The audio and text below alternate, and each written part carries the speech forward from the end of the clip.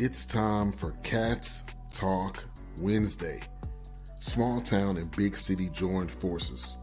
Vinny Hardy of Lynch, Kentucky, and Terry Brown of Louisville, Kentucky. Oh, I think I cut the intro off. My bad, Ben Sutter. Over here trying to mash some buttons when I shouldn't have been, and should have just waited.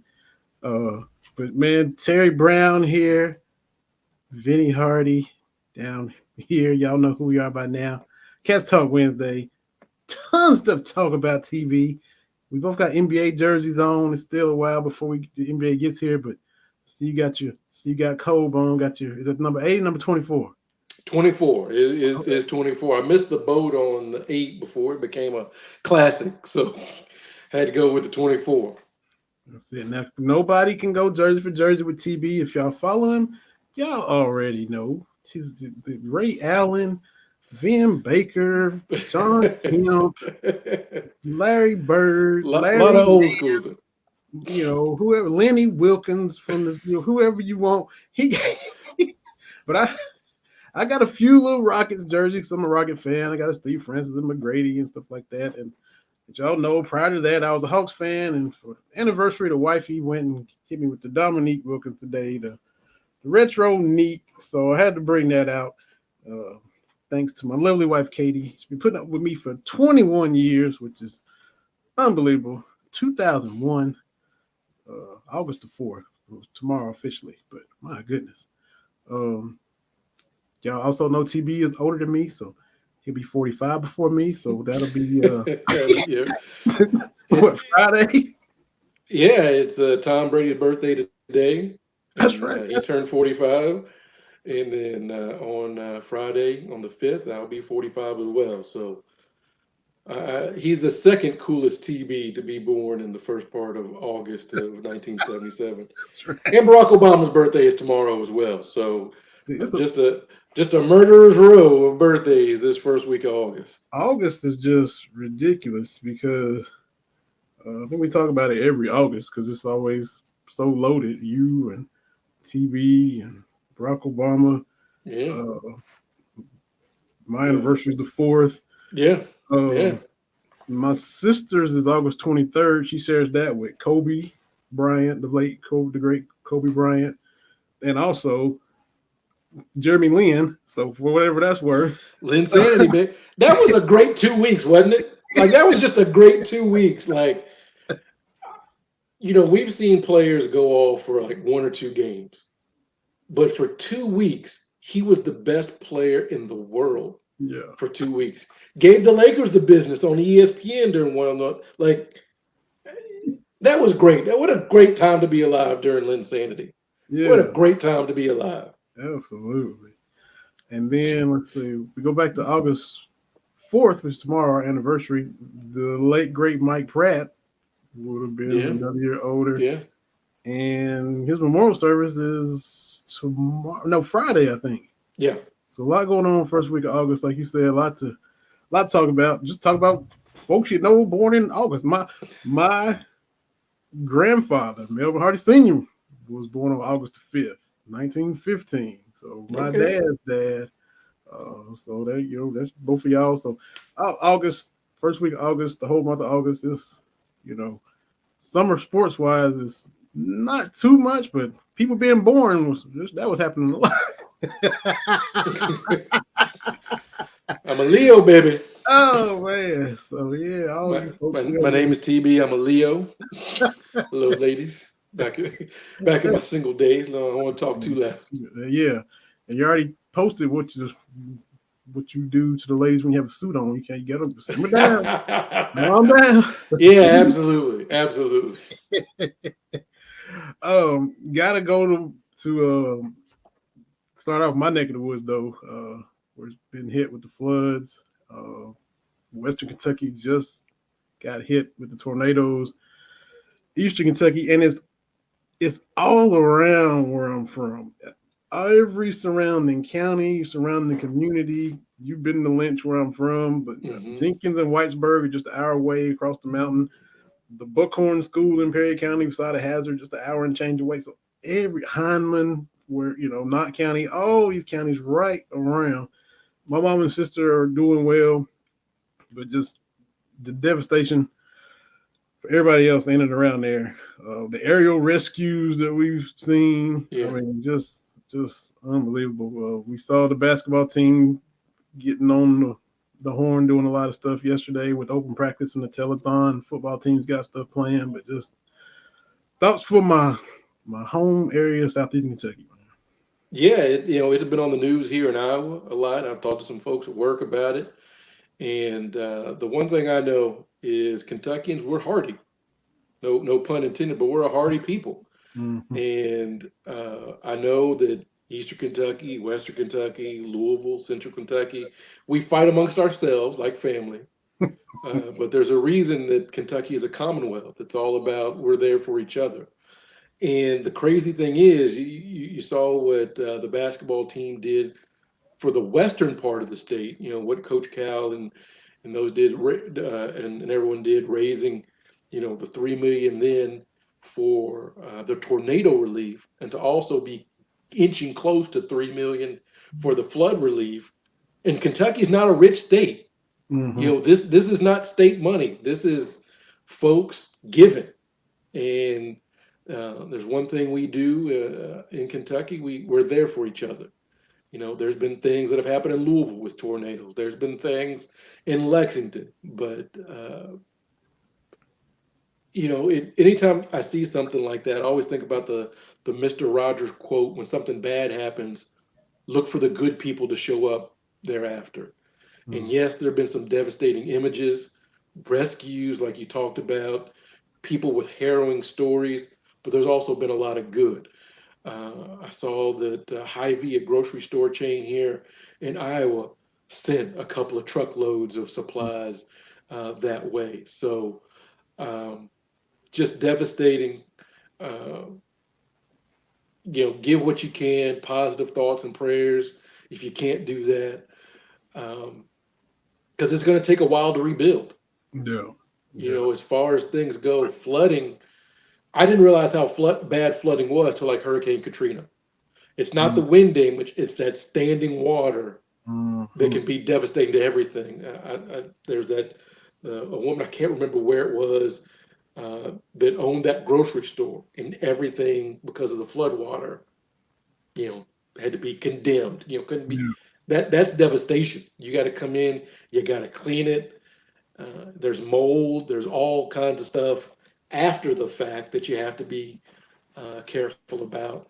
And plus, with it being the dog days of summer, heat and hot water and all that kind of stuff. So definitely, I Humidity, know. where we've been in southern Kentucky, humidity. Yeah. When the water, standing water does recede, it takes forever to dry it out. We Yes. we had Yes. a ceiling leak one time where the heat pump was in the ceiling and it didn't shut off, it didn't overflow, and so you had some more ceiling damage, and that took forever to dry that out, and that's just a fraction of the water we're talking about in Yeah. Kentucky.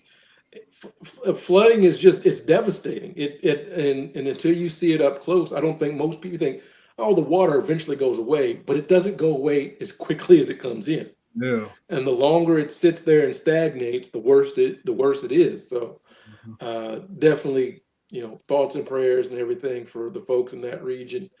And tip your hat to those folks that are going down there, boots on the ground, Mhm. and helping those folks out. So we're Kentuckians. We'll get through this, and it Yeah. won't be easy, but we're Kentuckians. Yeah. And you talk about people giving what they can and doing what they can. Um, Small scale to large scale, we've seen the people with deep pockets like the crafts, matching donations and stuff. Anthony Davis passed through for 1 year 10 years ago and Yeah, donated $350,000, for the relief efforts. So uh, to say that Kentucky still isn't part of him or he wasn't moved and by his time here and his memories to want to help, just like you said, just here a short time on his way to the league, but he still felt moved to do what he did last night too.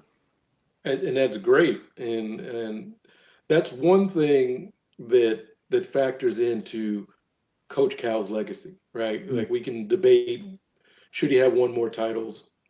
Whatever. I mean, that's a discussion. But using his tremendous platform and the platform that is Kentucky basketball, he's done a lot of good. Starting from, I think it was Hurricane Sandy. I think that was Hurricane Sandy with the 80s. his first team. Yeah. Mm-hmm. The famous phone call with DeMarcus Cousins and President Boggle. Hey, Mr. President, this is DeMarcus Cousins. But the teams, for when stuff has happened, disaster, the team has been there, and Coach Cal's been leading the way on that. So that's part of how you get Anthony Davis to reach back and help out. So. Mm-hmm. Uh, Again, the wins and losses kind of fall by the wayside when you're helping communities that really need it. Yeah, absolutely. So definitely had to start off with that a little bit somber, but we couldn't not mention it.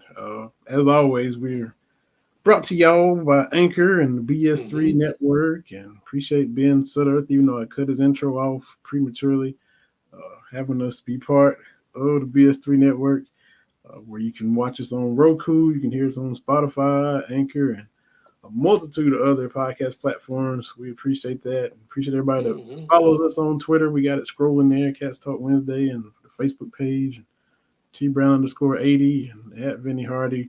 Appreciate all of that, and appreciate Ben putting us out there and letting us be part of this network with other great podcasts. There's the BS3 Awards, which are coming up August the 30th. It's going to be virtually on YouTube, and there'll be nominations, and you can dress formal from the waist up if you want to, and be a big fun time. So I think I hopped on there last year. It was fun talking with all the other hosts, and some of them we had on, Ivan Dawkins and Andre Jones, Ben himself. So getting to see all those people that we podcast with under BS3, it's a fun event, and that'll be coming up at the end of the month. Which we have Football Media Day, but like you said, there's a lot to talk about. And for those people that say, oh, was that Sammy already? Oh yeah, Sammy's in here already snoring. Yeah. They say it, for those that believe that it happens in threes when people pass away, we did have 3 notable people pass away, with Bill Russell, nemesis to your Lakers, passing away at 88. Nichelle Nichols, which I'm not a Star Trek person, but her and William Shatner made history years ago on the screen. She passed away at 89, and then Vin Scully, the legendary broadcaster, passing away at 94. So we don't try to just bring it down, but these are people that we know because they've been around our whole lives. Even though they were somewhat before our time, we still know of them and know what they did. And they just out there and pass away. So Bill Russell, he's one of those folks that on the court, it's hard to quantify what he did, but all he did was win at every level, from back-to-back college championships to 11 titles in 13 years with the Celtics to Olympic gold. And you see those, his record in winner-take-all games is like 21-0, I think is what I saw. So if you're telling me to use the sports talk jargon, he had that clutch gene, nobody did it like he did. Just when it came to being on the court. And because he didn't score a lot of points, it's hard to quantify his impact. But I remember a conversation he had around with Kobe Bryant.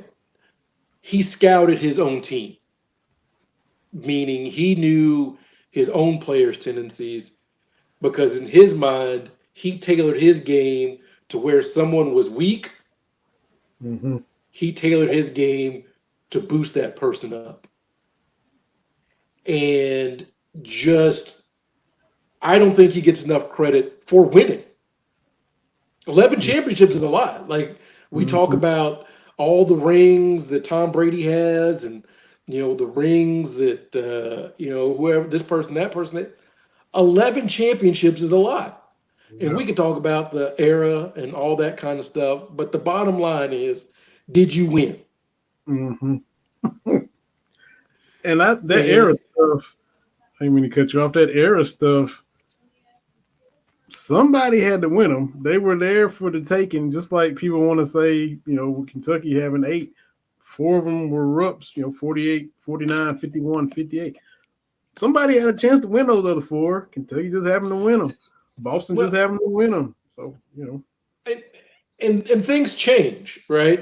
It's unfair because you and I grew up on basketball in the 80s, and there's a lot of dudes that couldn't play today, and vice versa. Mm-hmm. So, I don't, not to open up that bag of worms, but what Bill Russell did off the court is probably even more impactful. When you look at how black athletes in the 50s and 60s had to be pioneers in a lot of cases. And he was right there with that. He supported Muhammad Ali. He was right there with Kareem Abdul-Jabbar. He was right there with other trailblazers using his platform, like we talked about earlier. And it wasn't easy. No. I think that gets overlooked a little bit.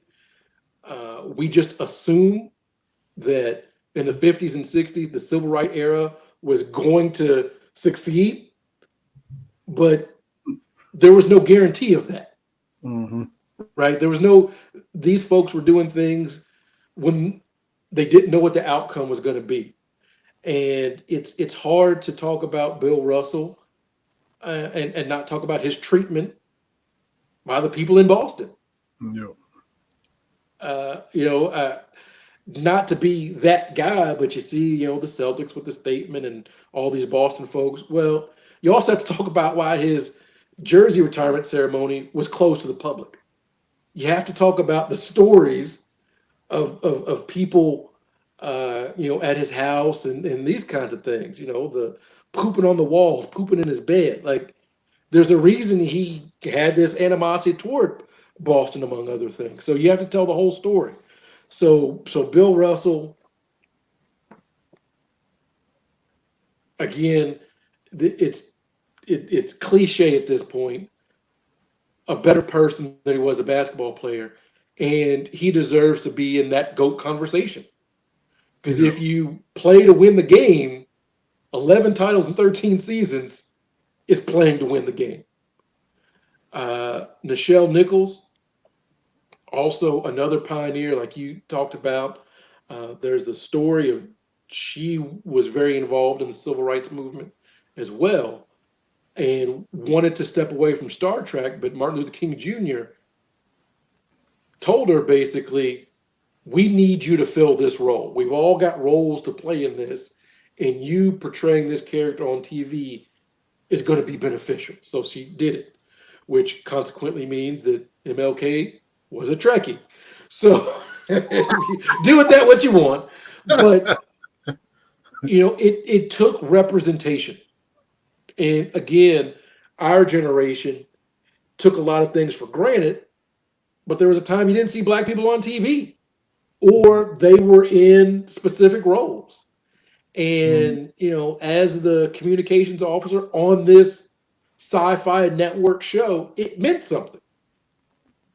And I think I don't know if it was the first, but one of the first interracial kisses on TV.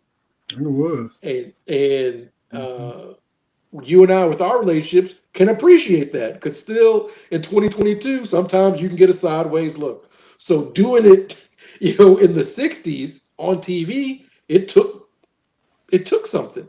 Yeah. She's talked about that experience. And again, great actress. What she did away from the camera, like Bill Russell, can't be understated or overstated, I should say. Mm-hmm. And then Vin Scully just last night.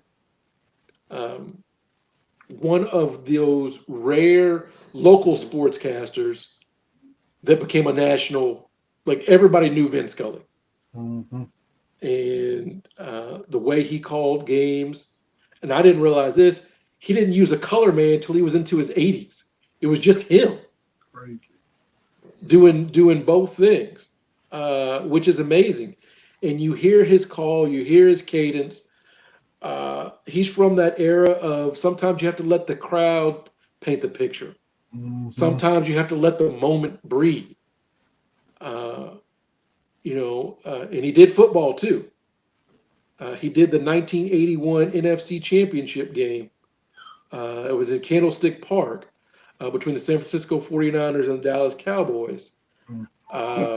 About 50 seconds left. Joe Montana rolls to his right, and he's holding on to the ball. And Ed Too Tall Jones and about 5 or 6 other Cowboys are right there in his face, and he lets the ball go. And Dwight Clark's in the back of the end zone, and he catches it. And it's a beautiful moment. It's one of those moments that even though I was too young to process it, because of Vin Scully, I can look at that moment. I can feel what it meant for San Francisco to defeat Dallas and go on to the Super Bowl and win it. Do you watch? You watch the Peyton's Places on ESPN Plus? I've seen a few of them. I've not seen them. I've not seen them all. I'm late to the party, but I just kind of started, and he goes to Candlestick and does an episode or a segment of an episode with Joe Montana. They're at Levi Stadium. I'm not trying to spoil it for you. If you watch it, you'll still enjoy it. They're at Levi Stadium, and this pains me even come out of my mouth. Dwight Clark as a statue of him elevating over Everson Walls.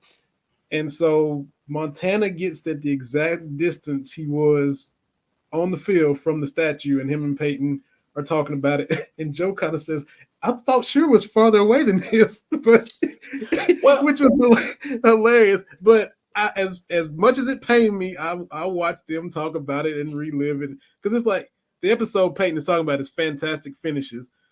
So yes, that's going to be one of the greatest finishes in NFL history. So they talk about it. You'd love it. I enjoyed it as much as a Cowboy fan could. You would love it. The crazy thing is, in my mind, I always assumed it was a last second play. I just, you just see that highlight. I thought, but there was still a minute left. Yeah. The Cowboys got the ball, and they got to midfield. Like it could have gone the other way. So, but Vin Scully for the Dodgers, in becoming a national guy, just up there with those voices that we grew up on, the Keith Jacksons for college football, Marv Albert, for basketball and different things. So Vin's he's on that short list. So, and we probably got introduced to him with the Kirk Gibson home runs. We would have been 10, 11 in 88 when the Dodgers beat the A's. But he had already called Hank Aaron breaking Babe Ruth 14 years before that. He called, he was in Atlanta for that. And I saw a clip. Vern Lundquist, who was a legend in his own right, was talking about how Vin Scully turned his back away from the action while it happened. So to keep himself from wanting to talk, you talked about let it breathe, let the crowd paint the picture. He turned his back after Aaron hit the home run just to make sure there was that crowd painting the picture. Then came back and eloquently said what he said. Henry Aaron, a black man in the South, getting an ovation for breaking the record of an all-time hero. Then he waxed poetic like that. So I mean, dude. And you don't get that a lot with commentators today. There's a lot of overtalk. Mm-hmm. And I was trying to explain this when John Madden passed away to a young person, that John Madden with the telestrator and the boom boom pow, but he let the crowd and the images tell the story. You don't have to fill all that with descriptions. We're right there. We're watching it. we know at this moment means you don't have to oversell it. You don't have to give us a zinger. You don't have to. And I love Jim Nance, but you don't have to give us a cliche. You don't. Yeah. And some of the best sports calls are the off the cuff moments. I don't believe what I just saw. Do you believe in miracles? Those kinds of things. Uh, you know, Marv Albert with a spectacular move. Now, of course, Mike Breen's bang and some other things, but you don't have to have a shtick for the full 3 hours we're going to watch you. You Mhm. know, And it, on that Kirk Gibson too, he said something like, in a year when the improbable has happened, the yeah, impossible just impossible. happened. Because Yeah, Kirk Gibson dragging his leg up there and yeah, even making contact, much less hitting a home run off of yeah. Eckersley, peak Dennis Eckersley, Who, yeah. Manchu, Dave Stewart, Ricky Henderson, Ken Seiko, those A's weren't no joke. And then for Kirk to go yard on Eckersley like that, man. So that was nobody saw that coming. Right, right. So tip of the hat to Vin Scully and to Nichelle Nichols and to Bill Russell. I mean, I Bill Russell was one of my dad's favorite athletes, and that's a good list to be on. mm-hmm. I gotta go back to Russell for just a second because you've been a Lakers fan. Y'all been in this arms race for acquiring titles with the Celtics for years, and y'all finally tied them. Y'all finally climbed that Yeah, mountain, and because a lot of the ones they got were at the Russell era at the expense of the Lakers. So, long story short, Russell has 11. Since Russell, Boston only has 6, which hmm would put them with the Bulls, and the Warriors would have just passed them. Is I don't know. I mean, you can't take away all of Bill's titles, like we said, but 11 of 17. That's pretty much 2/3 of Boston's titles, with courtesy well, of Bill right, Russell. and that's what I've said that you can kind of compare Boston to UCLA. So that's what I'm A, getting. Yeah.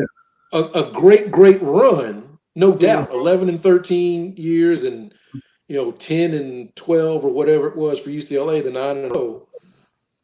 But after that, not a lot. Now Boston did have a resurgence in the '80s, so Bird got his 3, but mm-hmm. since then, not a lot. Yes. So when you look at LA or the Lakers franchise, right, the 4 in Minneapolis before the move, and then you get the so for the 13 in LA, and then like I said, the last 40 years, that's 11. That's a pretty good clip uh, to be on. So So the Lakers are kind of more Kentucky-esque in staying good consistently. What's the Lakers' longest drought without a title? From what they didn't win one in the '90s, right?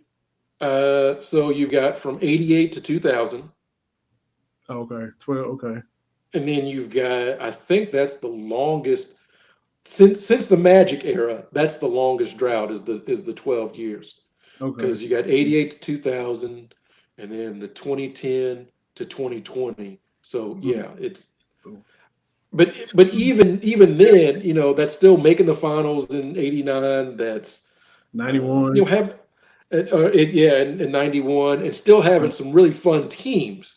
Mm-hmm. So again, that's a parallel I've drawn is the Lakers are kind of like Kentucky.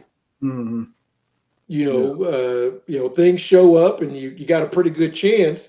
Like I said, we don't put up banners. The Lakers don't for uh, division titles. I couldn't tell you how many division titles they've won. I had no clue. Mm-hmm. The Clippers got the one. Get out of my face. But and as my lovely wife has said, being a Lakers fan, being a Kentucky fan, fits my personality. What do you mean by that? A, smug and a bit entitled. So that fits me. That fits me perfectly. And that's why I don't get too bent out of shape about Kentucky's 9-win season and losing to St. Peter's. It balances out. We're going to be back. Yeah, that's true. Do they win a championship this year? I don't know, but they're going to win another one, right? Uh, with the 12 years being the longest streak without a Final Four, 13 years, 98 to 2011, and that being unbearable. Most fans be like 13 years between them. Like, we'd like to get one. Yeah. Where you are right now in Knoxville, they'd love to get one. Yes. Yes, they would. A few miles down the road is Knoxville, Iowa. They also have no men's Final Four banners. I don't need to be nice to Tennessee. That road sign was perfect. Yeah, well, there's Knoxville, Iowa, and Knoxville, Illinois, and so neither one has a Final Four banner. So I'm not taking trash talk from any of these SEC teams when it comes to men's college basketball. Oh, Kentucky's time was over. That's what they said 3 titles in 50-11 SEC championships ago. Yeah. History is littered with teams proclaiming Kentucky's run is over. That's what Ernie and Bernie said. That's what Dominique said, right? That's what Pistol Pete said. That's what Charles Barkley said. That's what the Florida Gators said. We went back to back. We are catching up to Kentucky. No, that's what 40 Minutes of Hell Arkansas said. Yeah. This is no longer Kentucky. That's what they keep saying. Mm-hmm. But like Tubby Smith told them, every year I get a package with a trophy in it from the SEC office. And I said, talk that talk, baby. Let them know, baby. That's right. That's right. So they had the telethon last night, the open practice. You talked about, how that was brought about, the cup portrayed before we came on. I didn't get to watch it, but like you said, this was just, if it wasn't for the disaster, this wouldn't even be happening. So for those that went, they got to see it, but it wasn't. The priority wasn't for them to be seen hooping. That's going to happen next week in the Bahamas for 4 nights on the SEC network. So that's when you'll get to really see, okay, this is what they look like in the summer in a game situation. So that's what we get next week. And for something being thrown together in less than 48 hours, I thought it was a pretty big deal. Like I talked about on the Spaces last night, we don't even know if Rupp Arena was even ready for basketball. They got to put the floor out like that, that kind of stuff. Logistically getting the arena ready, it's not always set up for basketball. I don't, I hate to break it to you. Most places don't stay set up for basketball, especially when they're multi-use facilities. So getting all that right, and you've got to Rupp when I was 12, all that kind of stuff. Yeah. There's concerts there. There's all kinds of stuff. The truck, right? Bigfoot coming through. So logistically, that's a big undertaking, and so again, I did not see it. I didn't try to watch it. I think it might have been on Facebook. I don't know, but I didn't think basketball was the main focus. We're going to get that. This focus was, hey, let's do something as a fundraiser for these victims. And I hate to say victims, but these folks down in Eastern Kentucky. Mm-hmm. Exactly. So then there were some big announcements in addition to that. As Cal said, there's a home and home coming up with Gonzaga. I think Mark Few popped up on Zoom. I guess he did a little live. Yeah, Gonzaga talked. Mark Few showed up. So yeah. Kyle Wiltshire says he wants to call the game, and he played at both spots. So he'd be, just as good of a candidate as anybody as far as that goes to speak on his experience at both places. This is a good thing for college basketball. You need new money to play the old school money. Mm-hmm. A lot of folks upset because Kentucky's going to Spokane first. I would much rather take this veteran team into Spokane than next year's team, which might not be, which may be more talented, but definitely won't be more seasoned. Mm-hmm. Uh, I just realized the other day, Severe Wheeler has led major conferences in assists the last 2 seasons. Sure have. Sure have. So give me a third year of high level Severe against whoever it is, DJ, like whoever it is. I don't try to look too far ahead.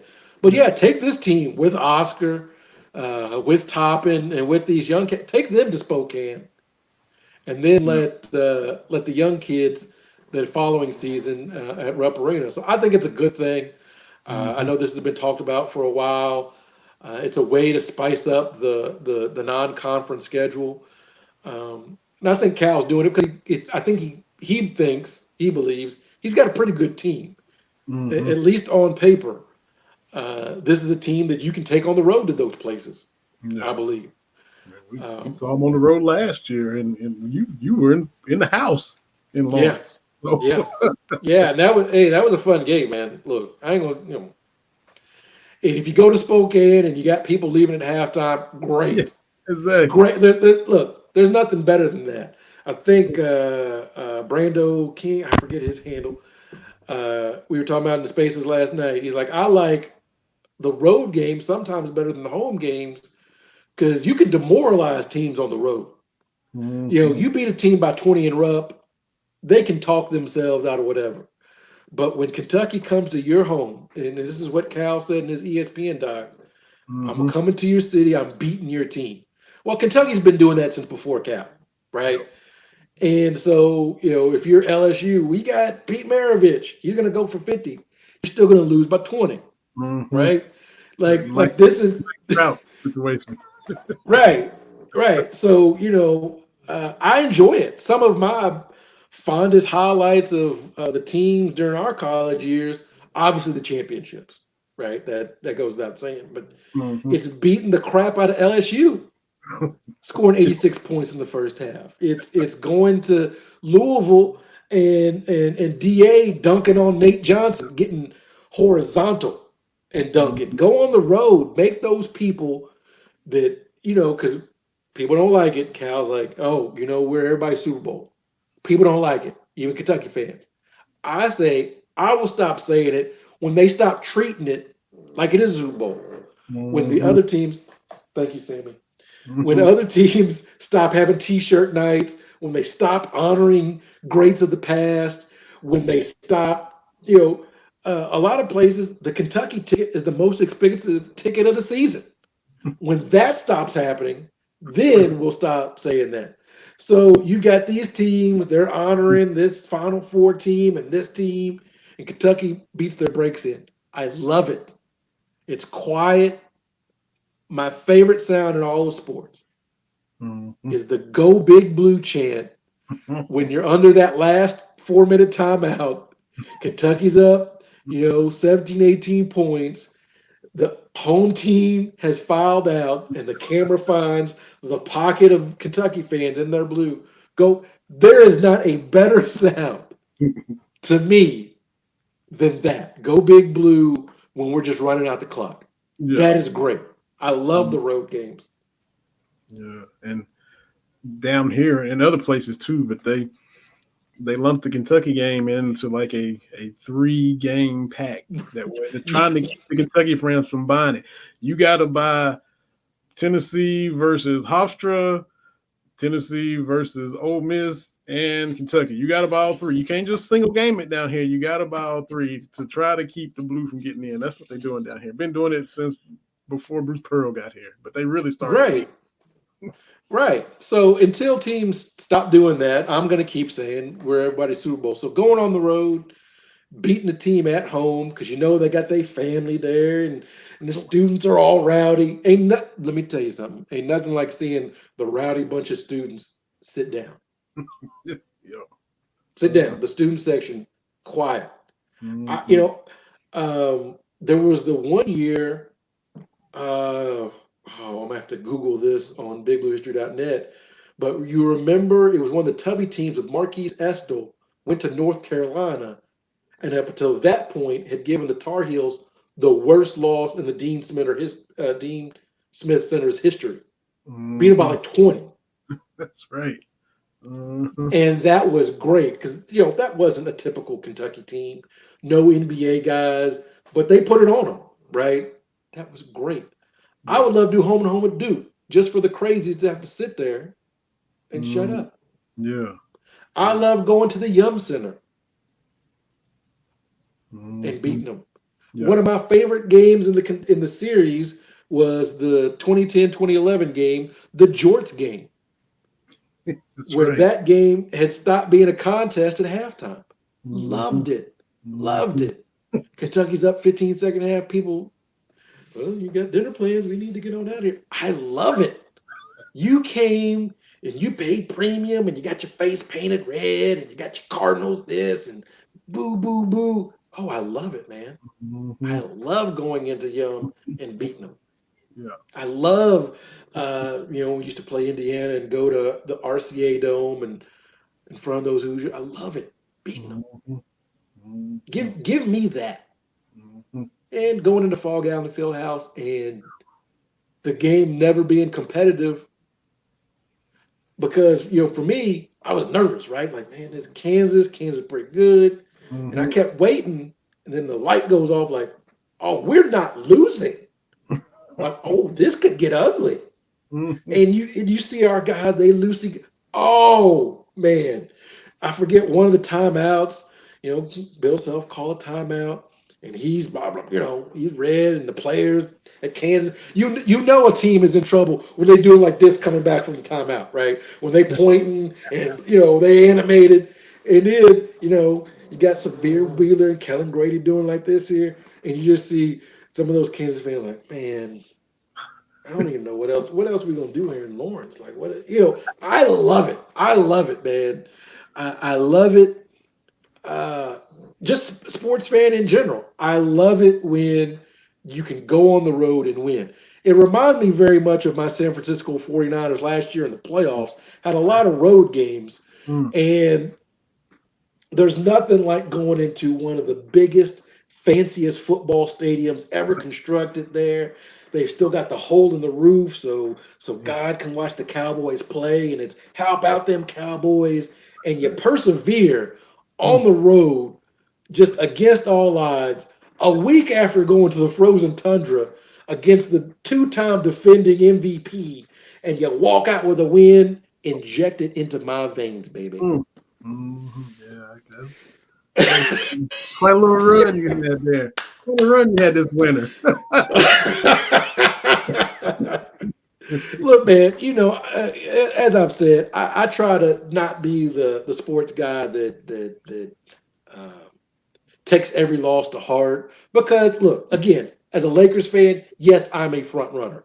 I started rooting for the Lakers in the 80s. Yes, right? Like, right. Okay. Well, you waited for because they were winning. Yeah, duh. But I've been with them ever since, right? 49ers, same way. I'm very transparent about that. So that being said, when they don't win, I'm not down in the dumps because the Niners have been right there last couple of years. Like, I can't argue about that. Making it to the Super Bowl. Yeah, I'd like to win, but okay. And getting to the NFC Championship game. Talking to some 49ers fans this year because Deebo Samuel got paid. Oh, yeah. I knew they was going to pay him. And what I've said, and a lot of 49ers fans have said, is the window in the NFC is open. Right? Yeah. Love Jimmy G. Salute you for your service. But if the quarterback play can increase 15%, the window is open. Because as I was joking about, I'm very serious. Like, I'm not scared to go into Dallas. No offense. Not scared to go to Green Bay. Not scared of the Rams. No. We've got the dudes on defense and offense right now to get back to the Super Bowl. So you have to pay Deebo that money to keep this thing going. You mortgaged a lot to get Trey Lance, right? And moving up to get him. Now is the time. Because there's nothing more disheartening than to be a sports fan, professional sports fan, when your team gives up. We've talked about the Cubs. My lovely wife is a Cubs fan, and the Cubs, they won in 2016. Great. Ended the curse, great. But they didn't try to keep winning. Yeah, that's crazy. And it's like, yeah, you got the one, and it was great. A lot of people, but you had the core together to compete for some more, and you didn't do it. Yeah. You and I have talked before, but sometimes these teams aren't trying to win. Yeah. Yeah. And if that means you got to spend some money, you got to make some investments. Like you look at the Warriors, they could have made some moves, with Clay being hurt and Steph being hurt, missing time, and Durant leaving, and Draymond Green. One of my favorite Twitter highlights, and somebody said he looks like he's shooting with a weighted backpack on. That's how he looks like he's shooting his jump shot. But they could have panicked and started doing whatever. But they stayed the course. They invested. I believe they're over the luxury. That's what you look. That's what you have to do to win. You got to spend money, and that's the one thing. Nice thing I've said about Jerry Jones is it hasn't always worked out, but I don't doubt that he's trying to win. Yeah, gotta get right. He's not a cheapskate. He's not trying to get by on the cheap and all this kind of stuff. He's trying to win. And as a sportsman, that's what, look, if you're trying to win and you don't, okay. But if you just give up, no, that's tough to swallow. Mm-hmm. That is true. That is true. I'm gonna get this little promo in here. We do our little promo video about halfway through every show. Let everybody know what we just talked about the umbrella, but you gotta get to see the visual for everybody that's watching on Roku and YouTube. And then we'll be back. We still got tons to talk about. And Debo did get paid. I was hoping that he would stand firm. I demand to be traded, but Jimmy G's gonna get moved. Trey Lance trying to be like Steve Young and sit and learn, and now when it's time to play, become a Hall of Famer. So we'll see if history can repeat itself in San Francisco. Now, to be fair, Steve Young was sitting behind Joe Montana. Like, let's not get too crazy with it there. And he played in the USFL too for a while. Yeah, let's not get too crazy. But I hear you. Here our promo, folks. We'll be right back in 1 minute.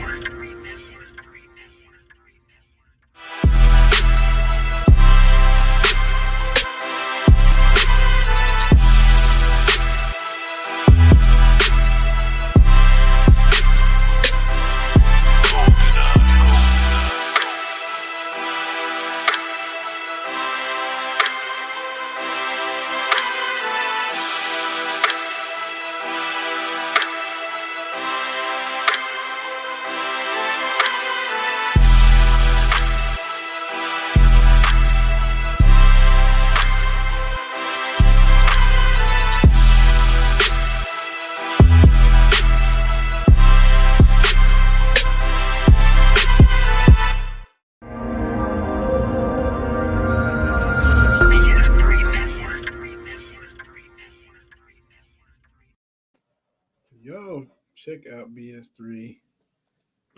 Want to advertise on the show?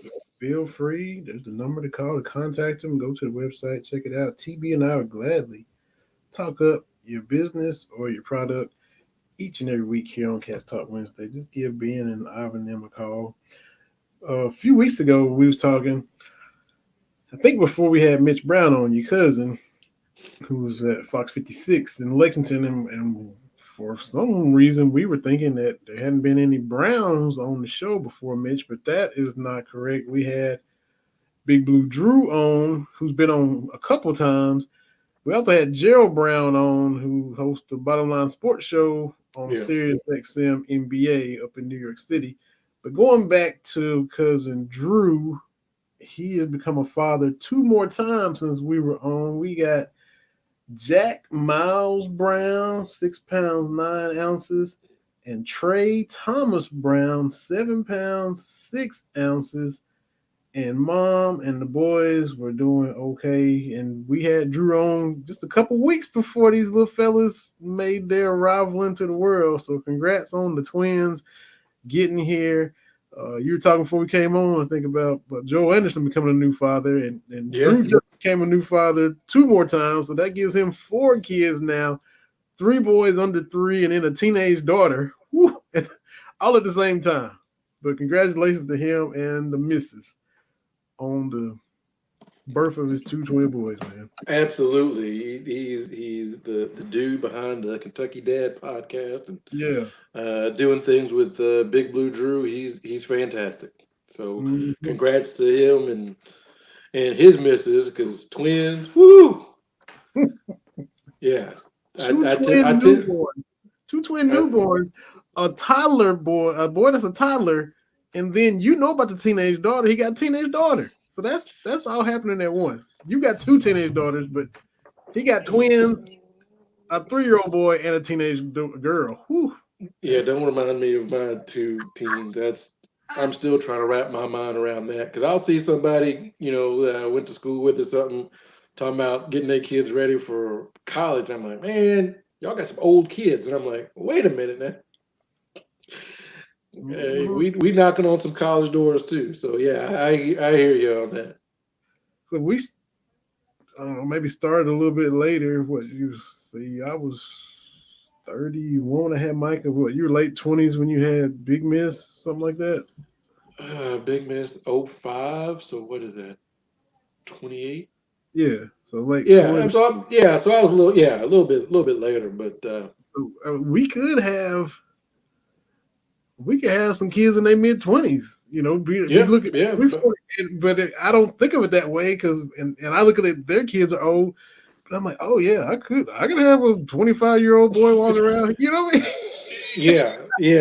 But I'm in that sweet spot now because people been asking, legitimately asking, with me and my Kate, y'all gonna have some kids? Man, no. We are combined 91 years old. Ain't no kids. Ain't no kid, boy. She not gonna get mad. She just turned 46 last week. I turned 45 in 2 days. What kind of sense does that make? Well, Man. such and such a celebrity, such and such a celebrity got a nanny. Like, look, I'm in that sweet spot. I am too old for kids and too young for grandkids. I don't like children right now. I see kids at the place. I don't want no man. Look at my little kid out there. You go out somewhere and you hear the crying. Look, I can't. Boy, my nerves is bad. I can't have no crying, baby. Yeah, that. Like, what you want now? Like, I need kids that I can have a conversation with. Look, you can DoorDash this or your whatever you want. Like, having to feed a kid again, I don't want to eat it. Well, then don't eat it. I'm eating this. Yeah, Well, why yeah. can't I do it? Because you can't do it. Like, those conversations you have to have. That's why I used to tell all my friends when they had kids, because Big Miss is older than a lot of my friends' kids. The amount of brain power you have to expend to keep a kid alive is a lot. Like, it sounds silly to say I kept a human being alive today, Yeah, but until you have a kid and understand they don't have that trigger of self-preservation, you've got to put that in them. yeah. Well, why can't I run with this pair of scissors? Because you can't. Well, why can't I put this toaster in the bathtub? Because you can't. I'm gonna jump off the roof. Please don't jump off the roof. You spend the whole day doing that. It's exhausting. Well, why do I have to eat food? Because you might die. Well, I Cause think I want to die. No, you got to eat this food because you need vitamins so you don't have brittle bones. I don't care. Look, man, that's why you see all these parenting books like, don't, what is it? Don't give in. Sometimes you got to give in. Sometimes you got to let them watch a cartoon and sometimes chicken nuggets 3 days in a row for dinner. Sometimes that's what it's going to be. Sometimes all you got to do is get to the next day. I've been there, man. yeah, and I mean, because why do I have to eat? Or if you let them, they would just sit there all day and not eat, and just, so you got to make sure they do get themselves. If what age we talking about, they do got Yeah, to get the themselves literally, fed and some and sustenance, all that and stuff. then and then I like the question phase. Why is the sky? Is there more to it, or why is blue? What? I Yeah, that's not even a question. You got to you sitting there. Or my favorite, about the 3 or 4 year old stage, the stories they tell. They start in the middle. They incorporate a whole nother story, and then they walk away. You're like, what? Like, well, then Tommy. Who starts a story? Well, then Tommy. right. Like, Yeah, you got to give me more than that. in the middle. Or they tell you a joke and the punchline is out. Like that punchline don't go with that joke. They just run away laughing. They I'm too proud of old for that. Be proud Yeah, of I'm it. too old Yeah, for that. Like, yeah. and Patient, you patient. laying there watching TV. Daddy, what is it you want? I love you. Okay, that balances some of this out. But come on now, I'm. And Just try. look, I say this around Mother's Day. I'm gonna say it again. Moms, y'all a real one because the kids don't say dad nearly as much as they say mom. Yeah, that's true too. Most of the time is daddy, where's mommy? Like, I'm looking for it too. you know, woo. Any- anyway, yeah, but people, our realtor in this house. Well, you got another room for a kid. A kid for what? What the man? Another human child? I don't even want another dog. Sammy Yeah. gonna be it. We've had Mhm. that comment. I know Sammy. He's yeah. The Yeah. missus wants to get another dog. I'm like, no, we got a dog. His name is Sammy. Mm-hmm. Yeah. We can get another one. I'm too old to potty train a dog. I'm too old to potty train a human. Yeah. See, you just want to chill. You're just trying to chill. I'm Just just take trying a to relax. exhale and chill a little bit. That's it. I'm trying to be grumpy old man Brown in my neighborhood. Like, oh man, the ball went to Mr. Brown's yard. like, Oh, that's what I'm trying to do. yeah. That's it. And we talked about the open practice. We talked about the Gonzaga home and home.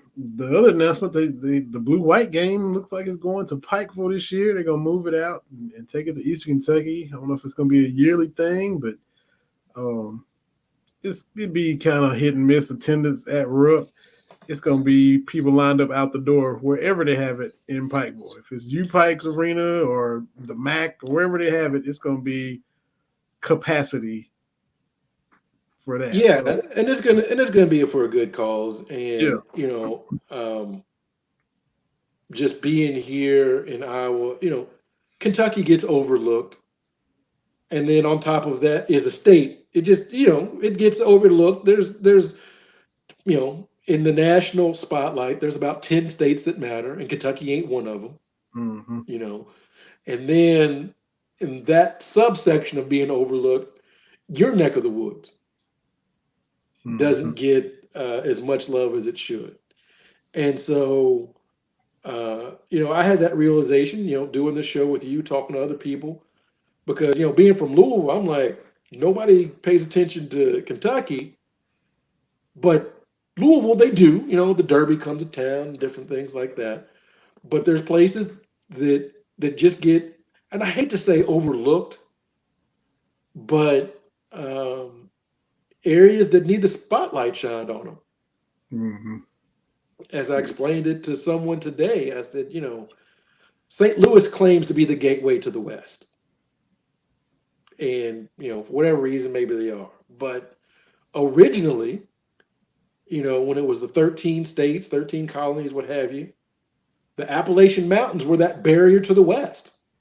Yeah. And it was those first Kentuckians coming through the Cumberland Gap Mm-hmm. that forged this country westward. Yeah. Long before there was a St. Louis, there was the Cumberland Gap. Yeah. And those hardy folks that settled in the unknown wilderness that was Kentucky. That's the spirit. Thank you, Sammy, for your snoring as I'm talking. I appreciate that. But it was that spirit that we're going to hunker down and make this happen. And that's how America got to the West. That's not me that's legitimately, like, Google it. Cumberland Gap, Kentucky's the first state, West Apple, like, all that is true. And so those Eastern Kentucky folks that have come through generations of, we're going to make this work in these mountains, in these coal fields, in this factory. We're going to make this work. That's the basis of Kentucky. So I understand that and I recognize that.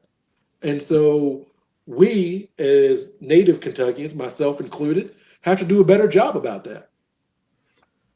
A guy, Freddie Maggart, put an article out on 3 or KSR now, saying similar things. Article about the 606. Him being from the 606, went to Cumberland High School like I did, born in Perry County, raised in Letcher County. And then he just spotlighted some people, Chris Hernandez, who's a little bit older than me, Freddie's friend, and some of the great things they've done. Paul Gaffney, who grew up right there where I'm from, been on this show with us. We had Paul on talking about his time with the Globetrotters and everything he had seen and done. He talked about his father, Mr. Maggart, Big Fred, all the things he did, winning the state championship in basketball. And then he mentioned Matt Jones from KSR. So just highlighting people from the area, the things that they were able to do as a reason why this area shouldn't get looked down on. So we spotlighted those 4 individuals, Chris Hernandez, Paul Gaffney, his own father, Big Fred, and Matt Jones. It was he really did a good job writing it, just to, kind of why we shouldn't get looked down on, and we do, and that cartoon depiction. I think that's what set him off. The depiction in the Hurl Leader, as so. I understand what the cartoonist was trying to say. Mm-hmm. I get what he was trying to say. The execution was poor. Yeah. And it felt like he was kicking a region while it was down. Mm-hmm. Because you contrast that with the editorial cartoon with the tornadoes in Western Kentucky, and it wasn't about anything economic. It wasn't about politics. It was, prayers for these people. And at first, I saw I got, the Van Hooses from Eastern Kentucky, and a lot of folks. At first, I was like, well, I think they're being extra sensitive, but that kind of stuff doesn't take place in a vacuum. Mm-hmm. As I said just a few moments ago, you've got a region that has been forgotten about, and not just on a national level, on a state level. No. I've told you before, as a native Louisvillian, we need to do a better job connecting to both ends of the state, particularly Eastern Kentucky, which we don't do. Mm-hmm. And so you've got years and generations of feeling forgotten about, because there's still, I can't think of the city or the region, they don't have drinking water. Yeah, like Martin County. Like Flint. Yeah. Oh, look, one of my good friends, one of my roommates from school, is from Inez, Kentucky. And so Flint, Michigan got, and deservedly so. I'm not saying we shouldn't pay attention to Flint. I'm saying that in 2022, there's a whole region of my home state, they don't have drinking water. Mm-hmm. And so it's not that the people are financially poor, because Eastern Kentucky, like Kentucky as a whole, I didn't want to get into politics, but Kentucky as a whole is not a financially wealthy state. But you can't ignore the financial impact that Eastern Kentucky has had on Kentucky and the entire region of the Southeast. Mm-hmm. And we need to do a better job, as particularly as Kentuckians, of understanding that. Because I'll admit it, I grew up like Eastern Kentucky, bunch of hicks. Like, you know, I'm from the big city until I realized Louisville is not a city. you know, you talk to somebody from Chicago, they're like, "What city in Kentucky? Louisville, not a Yeah. city, right?" Other places, yeah, not a city. And so it clicked to me that the stuff I thought about Eastern Kentucky, the rest of the country thought about Kentucky as a whole. Yeah, is a whole. There's so many levels of looking down your nose at who you think's below. Yeah. And Louisvillians, and I admit this, I was like that. Like, oh, we the big. No, man. Like, just because Louisville is the biggest city in Kentucky, that is. I know this isn't politically correct anymore. It's like being the tallest midget. Like, okay, like, but you're still in Kentucky, right? And I look, and I get that. And it's one thing, again, not trying to get political. I like about Charles Booker is, look, we are more the same than we are different. Mm-hmm. The same struggles and things that your dad went through. This dog is upset, but the same thing he went through, my dad went through in Louisville. Same kind of things. Yeah. Mm-hmm. Same kind of whatever. So once we talk it out, we understand that we are the same. Mm-hmm. And the resources that impacted the South and the Southeast coming from Kentucky, which the coal industry has declined dramatically. The region that it came from didn't see a lot of that financial windfall that the money left. Yeah, the money left. Never came back. Yeah. And so now to get hit with, with the flooding, where there's jobs have been declining, people have been moving away. I've moved away. My dad was able to stay and retire and never have to leave, but that hasn't been the case in succeeding generations. So that just kind of it multiplies upon top of what's already happening. So. And it snowballs, and a lot of anyway, yes, I just will say we have done a poor job, and this is speaking as a Louisvillian and a proud Kentuckian.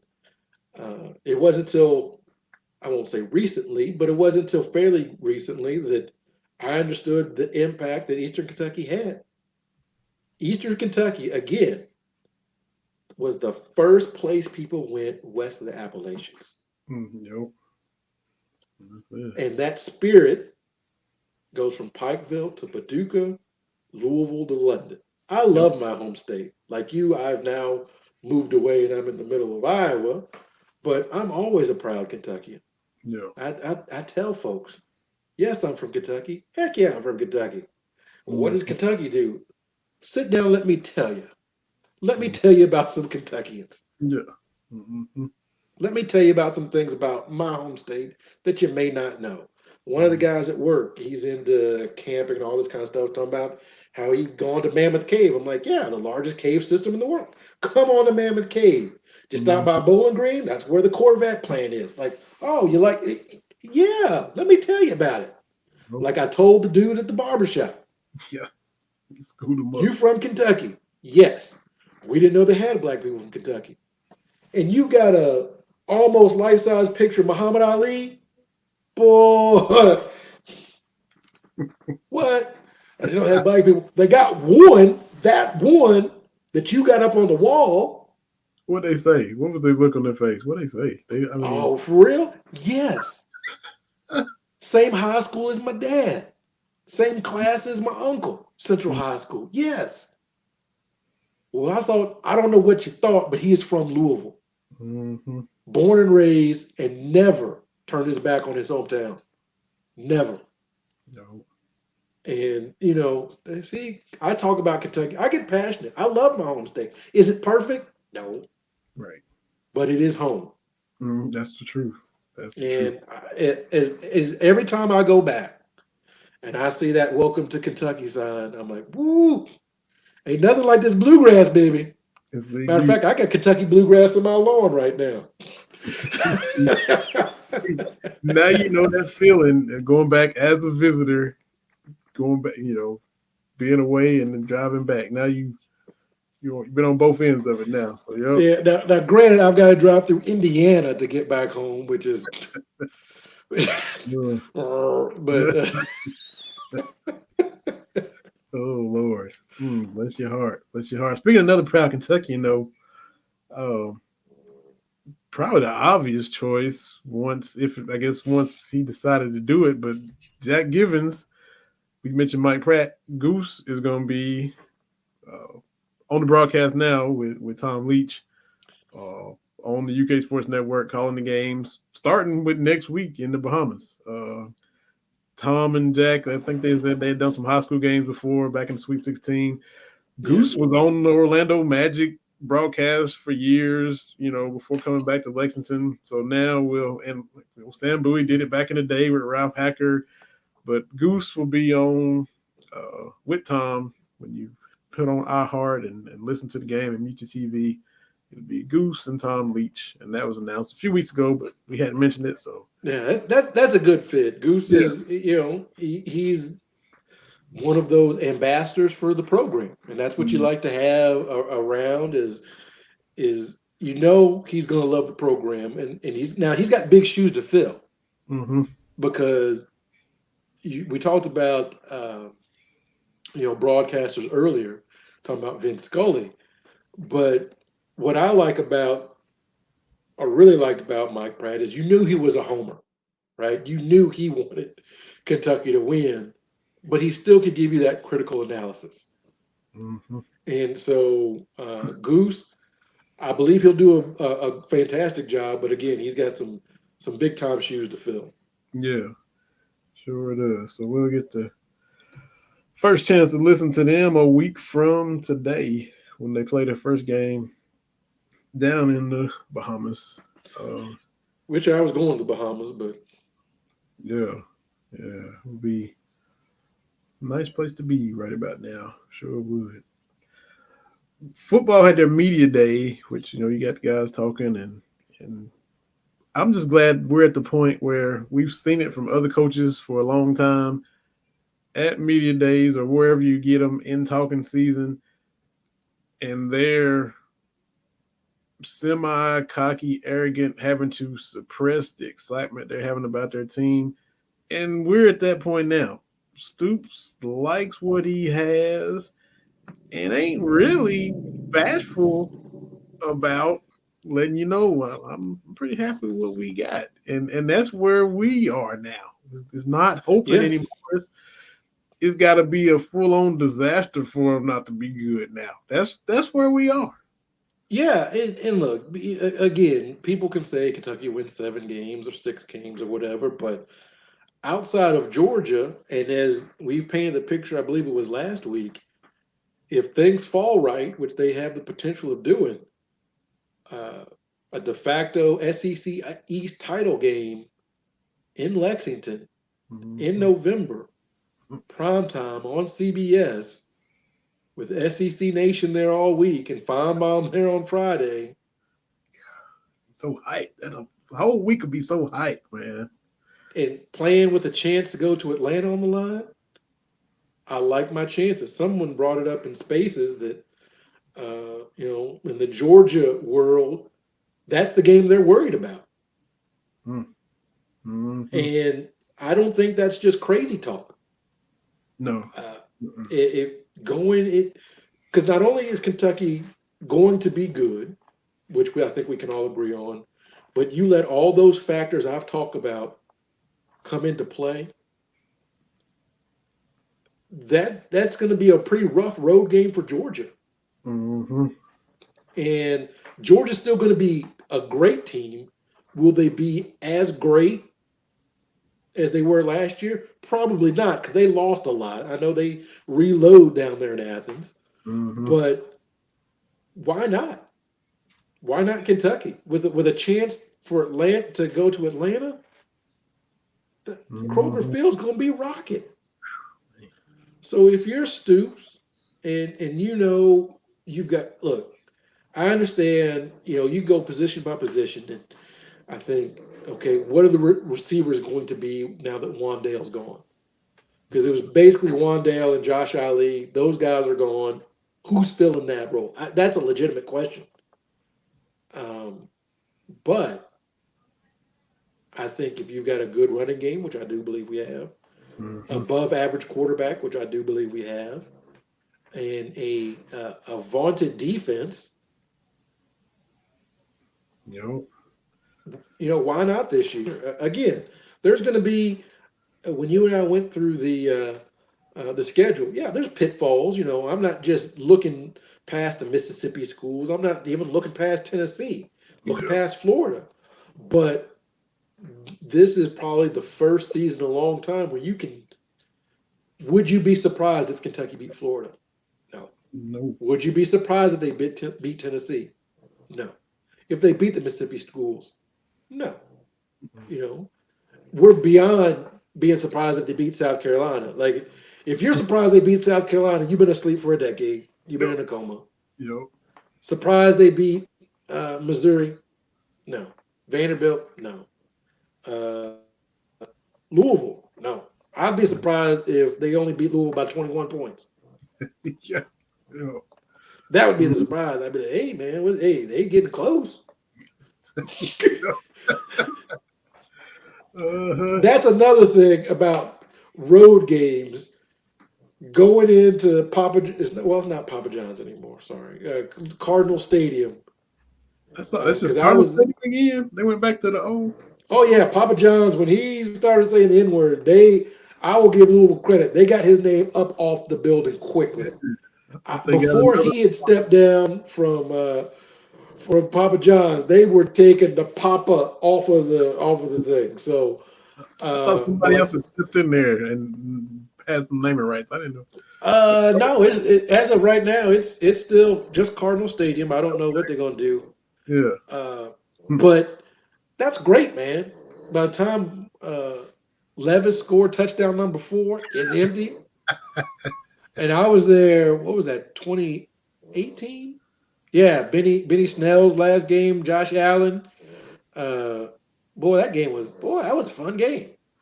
Stadium empty except for Kentucky fans, except for the little pageant Kentucky fans, and Josh Allen waving the Kentucky flag. That's a great memory. I might go look at some of those videos I got on my phone of that. Love it. Going on the road, especially a rival. Before the game, they all like this here, and then they leave. Is Harry Douglas on First Take? Is that what the show he's on? The former card receiver? I think he went there. I have no idea. I have not watched. He's on something. He's doing something in the media now. But they had Levis on. Whatever show he's on, they had Will Levis on. And I don't know if you saw it. Some people tweeted out. But Harry Douglas pulled up a Louisville jacket in the interview with Levis. Just put a jacket, a shirt, or something, cards, and put it and flashed it. And I think they're talking about the ACC, and that's when he did it. And Will basically said, I don't have much experience with the ACC. We did have that one game against Louisville last year, and we saw how that turned out. I mean, he had four touchdowns. Every time you looked up, he was giving L's down. I mean, every 2 minutes he was L's down, and dude, he hurdled that dude. He like juked the dude, hurdled the dude. I mean, he was showing out. So he's like, hey man, the one game I've had against the ACC school that you went to, it turned out pretty good for me. Yeah, and I don't know what Louisville's going to have this year. They may be good. I don't know, but again, would you be surprised if Kentucky won? I certainly wouldn't. So, and even beating Georgia, it'll be a surprise, but it's not going to be like, it won't even, to me, beating Georgia this year won't even be a bigger surprise than beating Lamar Jackson during his Heisman Trophy year. That came out of nowhere. Yeah. That came out, especially outscoring him. Yeah. Up on him, yeah. Yeah, that to me was like, okay, That's new. But to me, I think I'm still blocked by the U of L football account because That's after that when game, Steven Johnson went deep right off the bat on him. yeah, Just licked his lips, said "I love this," and went deep. That's when I was like, oh, as conservative as Mark Stoops is, oh, we gonna win it. Oh, okay, all right. Let's see what you got. and were we in Lexington? Did we do Cameron's show that morning? I think I was in did Cameron's show. Were we both there then, or I can't even remember. I can't even remember that day. Was maybe? that a day we were there? I can't remember. I Because can't remember. the first time we met was way back in the studio. Seemed like maybe I was in Lexington and just hopped on with Cameron's show, but he didn't do the full show. Seemed like I went to. I don't know if it was a bunch of people in Rafferty's that just went to eat and the game was on. I ended up watching it there, and of course it was just bedlam, because like you said, that was a surprise. But Kentucky been gradually trying to chip away at Georgia for years. There hasn't been any blowout scores. Georgia had, 21-0, 14-3, 30-13 last year. So, like you said, it would kind of be, well, Kentucky's been coming for 4 or 5, 6 years. They finally got them. Right. Instead of oh my God, it wouldn't be that at all. I don't think so. So of course Stoops is going to be a little chesty Mm-hmm. and honestly, look, we can if we zoom in, we can say, look, if this team doesn't win 8 wins or get 7 or 8 wins or 9 wins, I'm gonna be disappointed. But you Mm-hmm. have to step back and think, for Kentucky football to say that's crazy talk. Yeah. And again, people can have the expectations they want to have, but for me saying like, oh, 9 wins, like I remember the lean days where 9 wins would take 3 or 4 seasons Yeah. to get to 9 wins. Yeah. Sure enough. I remember, good friend Louisville blogger Holtz, he's got a radio show. Mark Ennis was forever tweeting out, it's been 369 days since Kentucky won an SEC road game. You can't put that out there anymore. Uh-huh. It's been 2000, whatever, since Kentucky beat Florida. That stuff is gone. Like it's gone. This is how long it's been since Kentucky had consecutive SEC road wins. We're beyond that at this point. Yeah. And to me, that's the most insane part of all this is. And you can say the SEC East is down. Okay, whatever. You can say that if you want to say it. You want to make the argument that Florida, Tennessee have had a lot of upheaval. Fine. They've had upheaval before. And still beat us. And Kentucky's not been able to Right. make up ground. Mm-hmm. So, belittling what Mark Stoops has done is bizarre to me. Yeah. Folks here in Iowa are very proud of the Iowa alum that has got Kentucky respectable. There were some bad Tennessee teams that came to Lexington and Kentucky came to Knoxville to play, and they still walked out with dubs. Those end of those former years, there were some 5-win Tennessee teams, and limping into the end of the season. And back in '88, Johnny Major starts off 0-6, but they win their last 5 to go 5-6, including Kentucky. So there's been some bad, hard times, and Kentucky still couldn't take advantage. Yeah, so I'm not going to try to denigrate what the Cats are doing. Not at all. Now we've been talking about this for weeks. Going to NFL, this dude pops up occasionally, and Deshaun Watson got the sentence, 6 games. Now the NFL looks like they're gonna appeal, but 6 games. I lost count of how many allegations and charges he was getting, but it's 4 or 5 charges per game if he only has to play 6. And it was a female judge. That's what kind of got me. If I'm a lady, I'm like, sis, what are you doing? Yeah, and I think part of it is because the nature of the offenses. Look, the thing for me about Deshaun Watson has always been okay. Once or twice can be a misunderstanding. I thought, okay, and I know that's probably the wrong attitude to have, and I've tried to become more enlightened when it comes to these things. But once or twice, you can almost see like, well, we just got our wires crossed, and I thought this, she thought that. Okay, I think as a reasonable person, you can almost say, all right. But 30, Yeah. 30. And it can be one or two what you thought. I thought this, she thought that. You can be one or two. Oh, he's the quarterback of the Texans. I want to. It can be some of those too. But 30 is still way too much for either spectrum.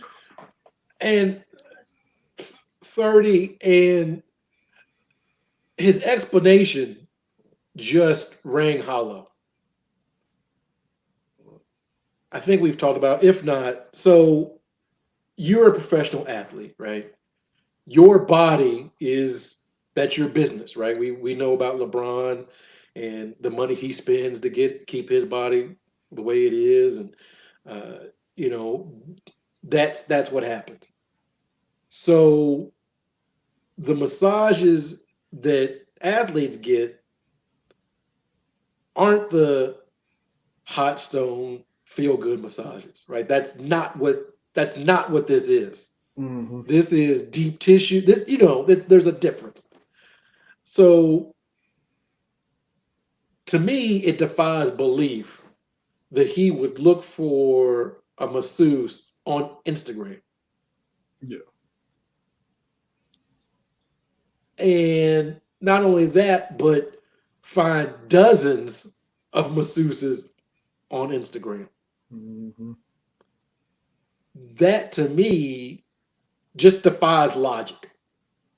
It would be like going to 4 or 5 different dentists over to you. Like, what's going on? Oh. Like the math don't math. Like, just in general, if you think about the stuff that we like, do you go to different grocery stores all the time? No. You try to Like, find, you try to get some kind of comfortability. right. If this is where I get my oil change. Speaking of him as a quarterback, we've heard Jason Campbell and some other guys. He went through 8 offensive coordinators in 8 years. That's the last thing you want as a player. Yes. You want the same playbook, much less the same masseuse. Right. But and so just thinking about how normal people operate, just for basic things, no one changes up like that, whatever it is. Mm-hmm. You don't go to 8 different barbers. You don't go to 10 or 11. Like, you just don't. The ladies that get their nails done, they're not going to 20 different salons in the city. That it just defies logic, right? What are you doing? Like, it just, so there's all that, and then the details come out, and they're varying levels, right? Some of them maybe a misunderstanding. Some of them like, what? Mm-hmm. What are you doing?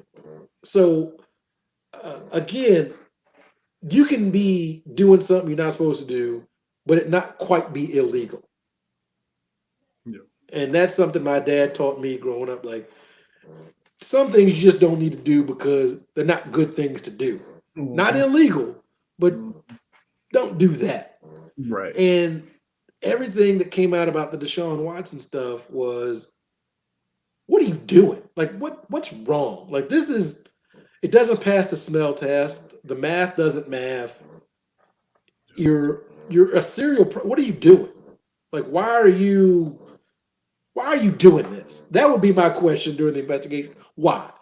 Well, I like to give business. No. But why are you doing this? The Texans could probably bring in the top massage therapist. Like, what are you doing? Right. Yeah. You've got access to this. you're an NFL quarterback, Pro Bowl, like you can call up and be like, "Oh, Aaron Rodgers, who do you use?" Like, what is going on? Houston, and the thing is, Houston is not Green Bay. Yeah. Houston is a nice sized city. What are you doing? Even if you're in Houston, you're not going to 15 different barbershops. You're not like you're just not doing that.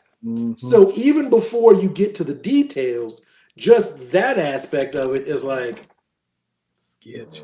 what are you doing? And like Dominic Foxworth talked about on Bomani's podcast, this has been a while, and they've really gone in depth about it. Like, if you're a professional athlete, he said he tried to be sensitive about this. Like, the kind of massages I need a dude to get in there. I need somebody that's got. He's like, I don't need some 5-foot woman trying to get to get into the muscles. You need to put some steak on it. You need to, put your forearm on. Like, what are you doing? Yeah. And the math don't math. He's always said he didn't do anything wrong. And the Browns came out with a statement. You could have just said nothing. Or just say, well, this is what we signed up for. Like, what, their statement was a bunch of mishmash of, no, man. And so the NFL, they have to add more games. Yeah. They have to. Like, they have to. And I know the NFLPA's got to, do that, but you can't have this. This is bad this hurts the bottom line. And because guys have done, in my mind, way less, got way more suspension. Yeah. Now, she tried to say this was some of the reasons she only did six games, the judge, because she felt hamstrung by the history of inconsistent discipline in the NFL. But I don't, can you let that sway you that much for this? Just to, well, I'll go light on him just because of what happened with this. And well, Calvin Ridley got a whole year for betting $1,500, so I can't. It's so much, like you said, the stuff is so messed up. Well, yeah, the NFL for years, and look, this will be the one time I cut the NFL a little. They're not in the discipline business. Like they're not in the adjudication business of wrongdoing and criminal activity. Roger Goodell, all those, no, that's not what the NFL is about, right? And so you've got people that don't really need to be doing this kind of stuff doing it. Right. It's very much like the NCAA. They're just a bunch of bureaucrats with no subpoena power trying to figure out wrongdoing against these archaic rules. So, again, I'm not going to cut the NCAA or NFL too much slack. Yeah. And so what happens, you got that run, I guess, early 2000s, the Pac-Man Jones era, right? Where the NFL said, look, we can't have this. Yeah. And so Roger Goodell comes and he's dropping the hammer on everybody. And then everybody's saying, well, one man shouldn't be able to do that. Well, okay. And so they got this process that Deshaun Watson went through, but because what you're saying, the judge is looking at what wasn't working and using that as a reference point to move forward. Right. And I think that's faulty logic. Yeah. We all know it wasn't working previously. We all know that. And so you can't say, well, it was broken then, so I don't know what to do. Don't roll with it. Don't keep it broke. It doesn't work like that, unfortunately. But you have to have a situation where an entity can discipline the workforce. Like you have to be able to do that. And I understand they don't want to make blanket rules like, okay, you get one domestic violence, that's a game. Like, I kind of get that, but there's got to be flexibility where it's someone with common sense within the NFL hierarchy can say, this is an exception and we're going to do this. Mm-hmm. You know, I always thought the discipline for the Malice in the Palace was wrong. I think that David Stern way overstepped, but at the same time, he said, what happened cannot happen again. We can't have this. So I'm saying boom, boom, boom. You know, and again, that was an overstep, but my point is when you see something wild and crazy, there's exceptions. You don't have to use precedent. You can just say this was bad.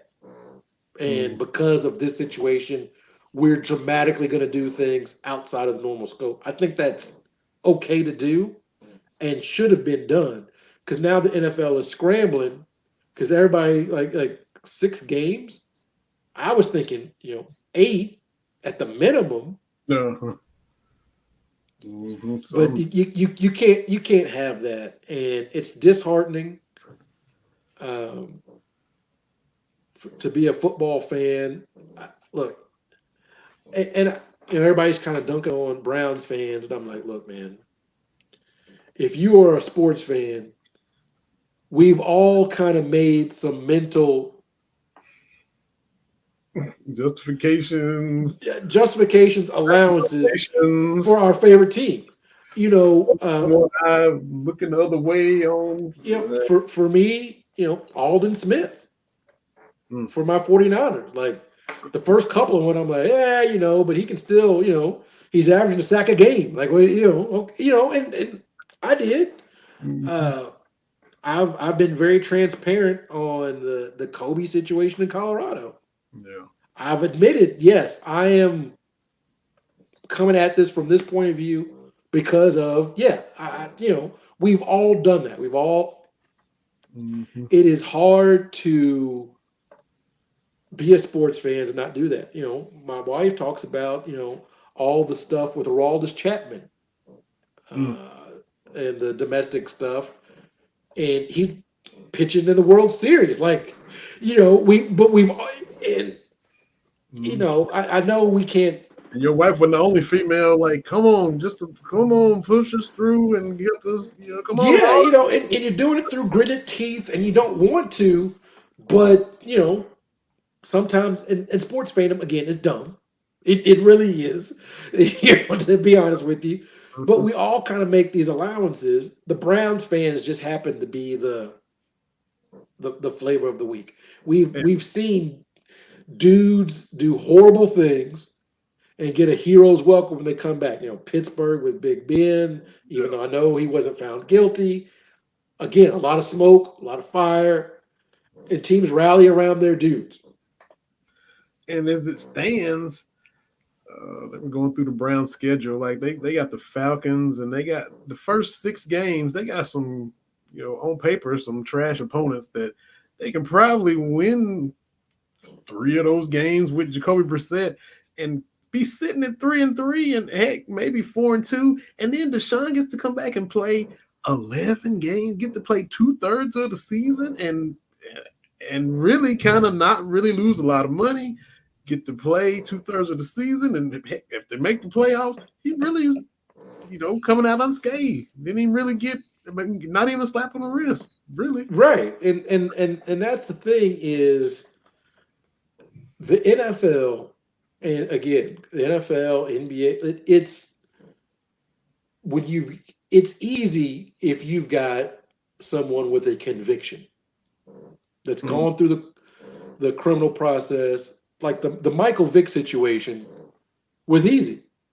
He's a convicted dog fighter, and whatever else, the other charges. So that was easy. And I can't remember who was the commissioner at the time. It wasn't was it whoever was before Goodell? Maybe it was Goodell. Oh, was Goodell for Vic? He's been there a while. It's Tagliabue or Goodell, one of the other. Yeah. So what year was the Vic stuff? 04, 05, maybe. Man, it's been that long. Oh, well, he was the cover of. When he the cover of Madden in 07? Man, Tagliabue. we got these Google things. So Find Tagliabue's term. 89 to 06, he was in office as the fifth commissioner of NFL. That might have been Vic. Might have been in that. Let's see. 06. So let's see.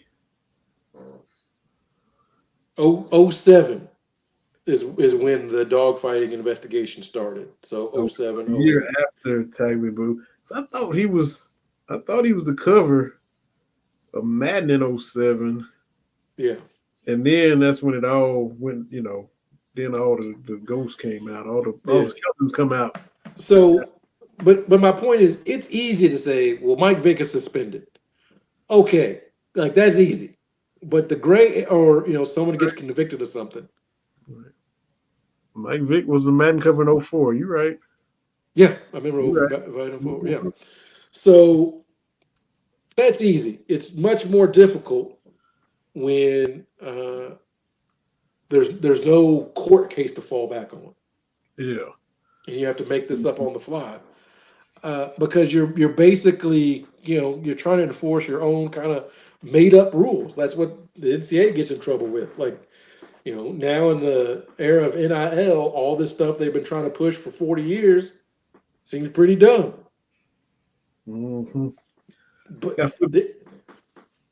go ahead. I'm sorry. Go ahead. I didn't mean to cut your last thought. I was gonna flip to another quarterback. But go ahead if you got. Oh yeah, no. I can ramble forever and ever. So. I was gonna flip it before we wrap up to another quarterback who your Niners are familiar with. Y'all see him twice a year. Kyler Murray, and we have all this stuff about the clause in his contract about he's supposed to, he's not watching enough film, or he needs to watch more film.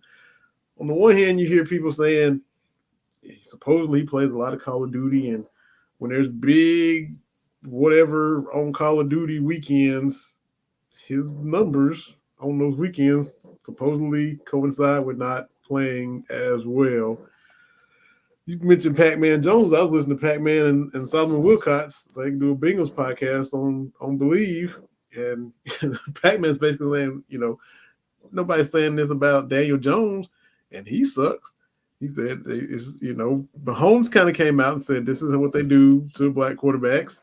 Dan Marino never won a Super Bowl. Nobody fussed about him. At least you can be great and not win a Super Bowl, but if the Cardinals don't do well, you're gonna go right back to this. Well, Kyler Murray wasn't watching enough film, which is people kind of know too much now. If you can put up the data to Call of Duty weekends and his numbers, and Daniel Jones can be up there with the Giants playing absolutely terrible, which is good for me as a Cowboys fan, but nobody's really talking about him. Pac-Man's like, look, if Daniel Jones watching 3 days worth of film, he need to watch 6 days worth of film because he is trash. But nobody's talking about that. So and again, as I said about the Eastern Kentucky, nothing happens in a vacuum.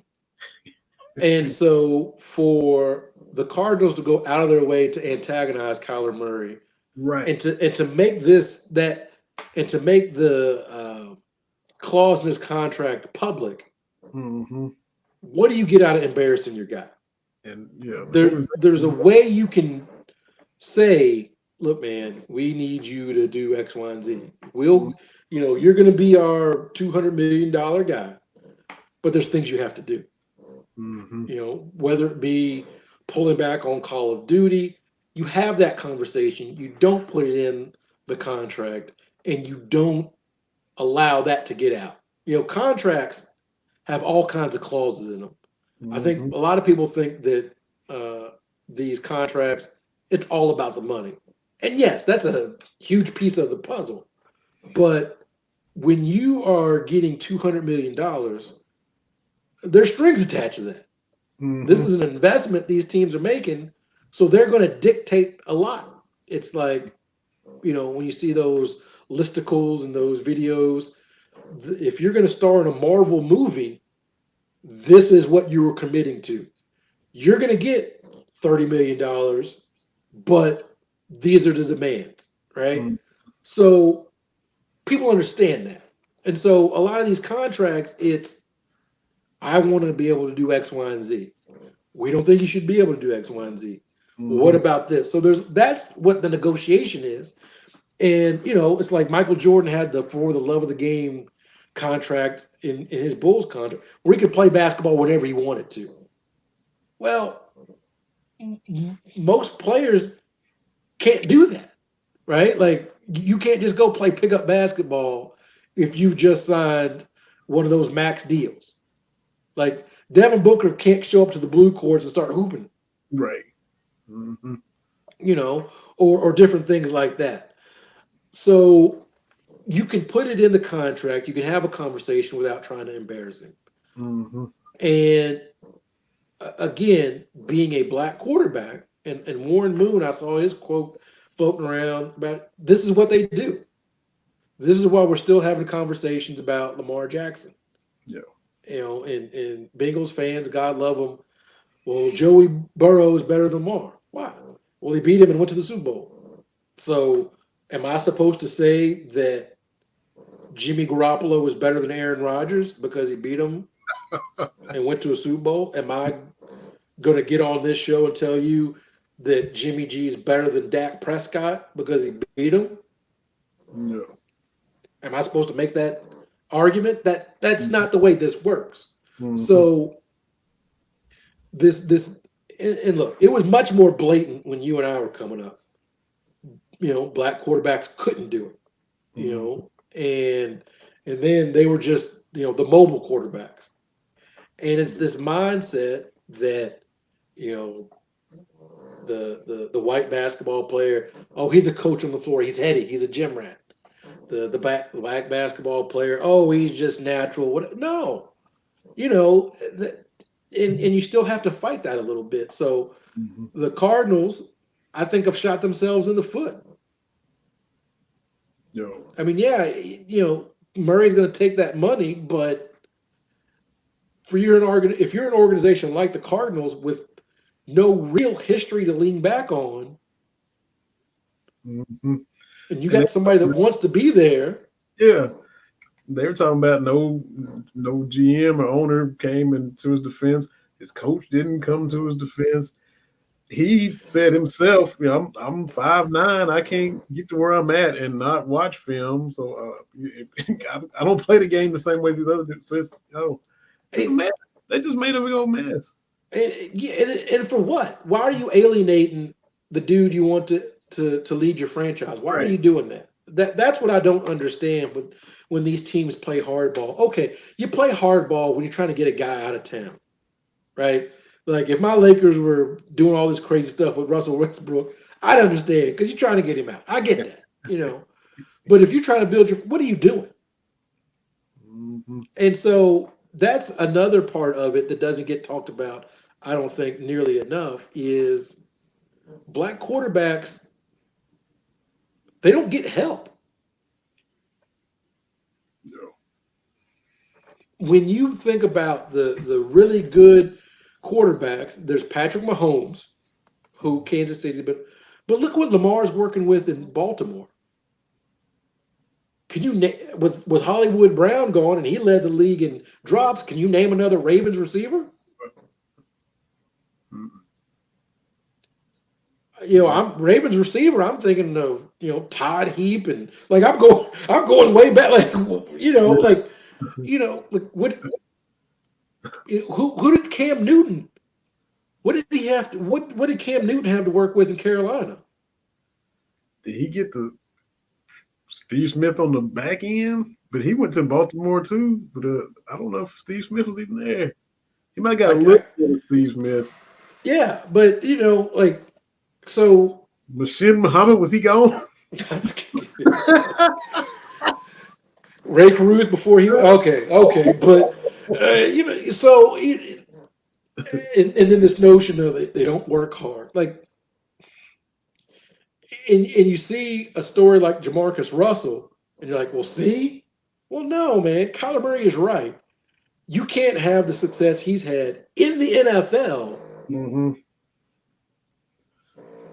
Like we talked about with Lynn Sanity. Okay, you can put together a couple of weeks. but can you do it for seasons? That's what separates the good players from the great players. We have seen Ryan Fitzpatrick, who I think just retired, look good for stretches. You're right. Look good for 3 or 4 weeks. You get to week 5, he turns into a pumpkin. Yeah. So you got a quarterback that can play at a high level. What are you doing? Quarterbacks are hard to find. That's the truth. There's 30 teams and maybe 12, 13 elite quarterbacks? Yeah. Yeah. Maybe. Mm-hmm. How many guys? My thing is, life on the line, money on the line. How many current quarterbacks would you take? 4, 5, maybe. After Brady, would you take Aaron Rodgers? I wouldn't. And he's the back-to-back MVP. In September, October, not in December and January. You don't score a point at home in the playoffs. I don't want to hear it, Aaron Rodgers. So I don't know what the Cardinals are doing.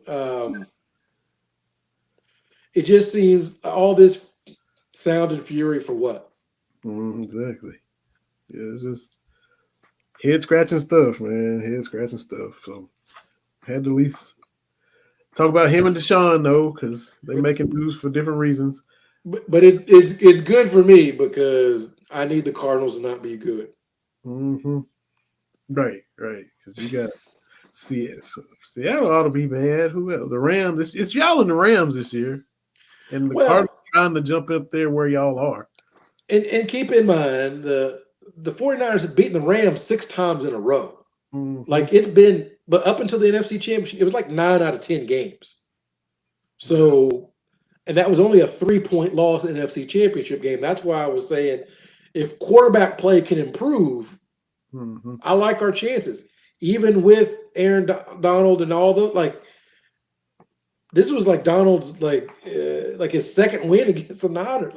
So he brought Chamberlain and y'all Bill Russell. That's what you're saying. Yeah, we just beat them, and that's with Jimmy G at quarterback, man. And that's during the stretch. We haven't been very good. So can't argue, man. I can't argue that. I can't. I want to, but I can't. I just hope it's 20 degrees when I go to Lambeau and Aaron Rodgers don't score a point. That's what I'm hoping. That's right. You are going Lambeau. I hope it's 20 degrees and it's November, so it might not be as cold as I hope, but I hope it's frigid and he's struggling. Man, we done got it all in. Southeastern Kentucky, Jack Givens, Bill Russell, Nichelle Nichols, Vin Scully. Yeah. Football media days, big blue-white game going to Pikeville. Deshaun Watson, Kyler Murray. You got it all in. You got your Kobe jersey on. You got the neat jersey on. We on Roku, so y'all can watch us here in a minute, and we'll put it out on Twitter. Y'all keep following and keep listening, and we'll keep doing what we do every Wednesday. Got a couple guests, hopefully next week. Justin Rowland, friend of the show, will be back. And we're going to try to get one of those Fox 56 Infinity Stones. So I don't want to jinx it. That's all I'm going to say. So here we go. We appreciate y'all watching. Appreciate you, TV, each and every week, man. Tell the missus hello. This year is flying by. It's crazy. We it's August now. Next thing you know, September call-ups in baseball. Your wife might see who the Cubs bring up for a cup of coffee this year as they try to get back. We'll see how that goes. Appreciate y'all watching another episode of Cats Talk Wednesday. For my man TV, this is Vinny Harding. We'll be right back here next week. BS3 Network, Anchor, Spotify, Spreaker, Roku, that whole thing. Take care, everybody. Thank you again.